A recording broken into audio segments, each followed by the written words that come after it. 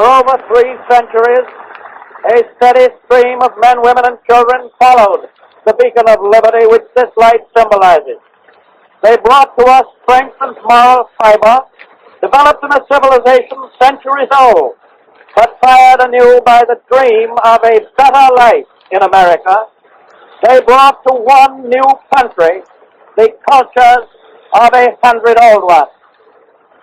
I think it has not been sufficiently emphasized in the teaching of our history that the overwhelming majority of those who came from the nations of the old world to our American shores were not the laggards, nor the timorous, nor the failures. They were men and women who had the supreme courage to strike out for themselves, to abandon language and relatives, to start at the bottom, without influence, without money, without knowledge of the life in a very young civilization. And we can say for all America what the Californians said of the 49ers: the cowards never started, and the weak died by the way. Perhaps Providence did prepare this American continent of ours to be a place of the second chance. Millions of men and women have made it that. They adopted this homeland because in this home, in this land, they found a home in which the things they most desired could be theirs: freedom of opportunity, freedom of thought, freedom to worship God. Here they found life because here was freedom to live.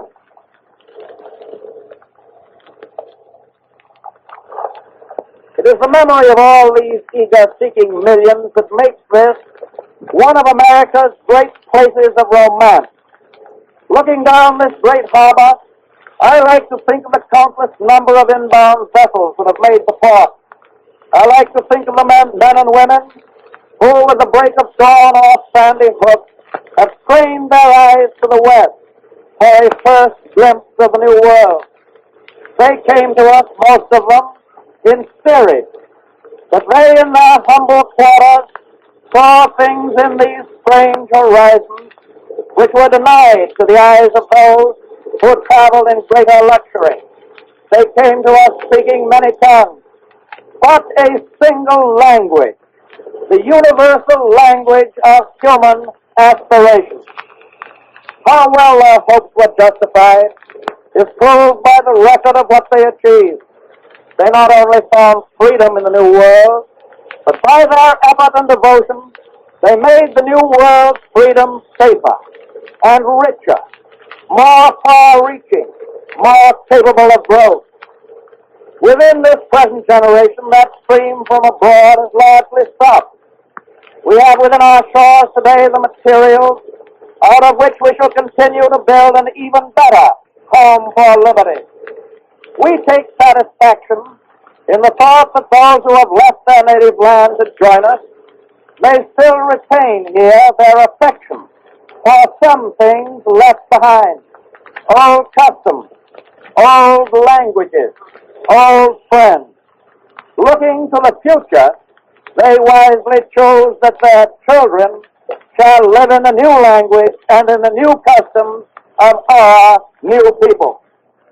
And those children more and more realize their common destiny in America. That is true whether their forebears came past this place 8 generations ago or only 1. The realization that we are all bound together by hope of a common future rather than by reverence for a common past has helped us to build upon this continent a unity unapproached in any similar area or similar-sized population in the whole world.